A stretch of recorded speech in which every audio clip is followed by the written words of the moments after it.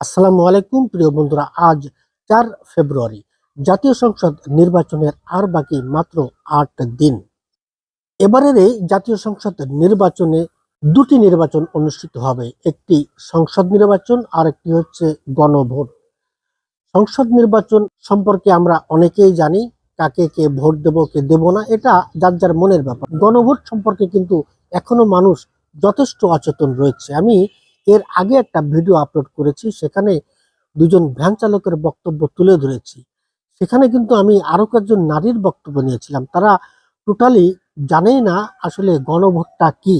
দুঃখজনক হলো আমার ক্যামেরার দায়িত্বে যিনি ছিলেন তিনি সঠিকভাবে ভিডিওটা ধারণ করতে পারেননি বলে সেই অংশটুকু আমি দেখাতে পারিনি। প্রিয় বন্ধুরা, কেউ কেউ মনে করছেন হ্যাঁতে ভোট দিলে অমুক দল জিতবে, নাতে ভোট দিলে অমুক দল জিতবে।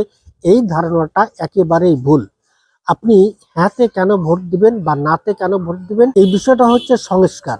নতুন করে একটি সংস্কার আনা হয়েছে, যে সংস্কারের ভিতর রয়েছে যে আপনি কি প্রতিটি জাতীয় নির্বাচন তত্ত্বাবধায়ক সরকারের অধীনে হোক এটা চান। এটা যদি চান তাহলে আপনি হ্যাঁতে ভোট দিবেন। আপনি কি চান যে এই তত্ত্বাবধায়ক সরকার গঠনের ক্ষেত্রে শুধু সরকার নয়, বিরোধী দলেরও ভূমিকা থাকতে হবে, সেটা যদি চান তাহলে হ্যাঁতে ভোট দিবেন।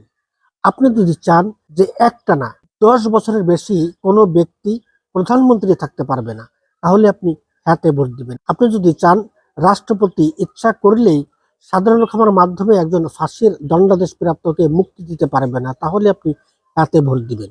আপনি যদি চান যে নির্বাচন কমিশন গঠন হবে এবং এটি শুধু সরকার নয়, বিরোধী দলেরও ভূমিকা থাকতে হবে বা মতামত থাকতে হবে, তাহলে আপনি হ্যাঁতে ভোট দিবেন। এরকম বেশ অনেক বিষয়গুলি কিন্তু তুলে আনা হয়েছে সংস্কারে। আর এই সংস্কারটা যদি বাস্তবায়ন হয় তাহলে দেশের প্রকৃতপক্ষে উন্নয়ন হবে। এই জন্য আমি সাধারণ মানুষের উদ্দেশ্যে বলবো, আপনি হ্যাঁতে এবং নাতে ভোট দেওয়ার ক্ষেত্রে এটা কখনোই মনে করবেন না যে হ্যাঁতে ভোট দিলে অমুক দল জিতবে আর নাতে ভোট দিলে অমুক দল হেরে যাবে। এই ধরনের ভাবনা একেবারেই ভুল।